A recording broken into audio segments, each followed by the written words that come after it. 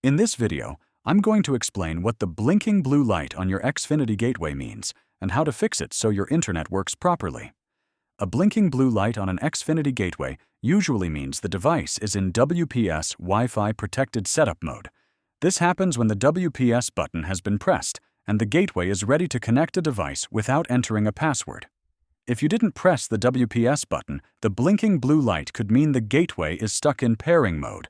This can sometimes cause Wi-Fi issues or prevent other devices from connecting. To fix this, start by waiting about 2 minutes. If no device connects during this time, the gateway should exit WPS mode and the light will stop blinking. If the blue light keeps blinking, restart the gateway, unplug it from the power outlet, wait 30 seconds, and plug it back in. Wait for the light to stabilize. Make sure you're not accidentally pressing the WPS button on your gateway or any connected extender. If you want to use WPS properly, press the WPS button on your gateway for about 2 seconds. Then start the WPS process on the device you want to connect within 2 minutes.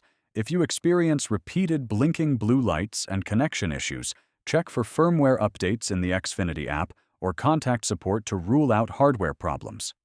Remember, WPS is convenient but has security risks, so use it sparingly and disable it if possible through your gateway settings. If this video helped you, please like and subscribe to the channel.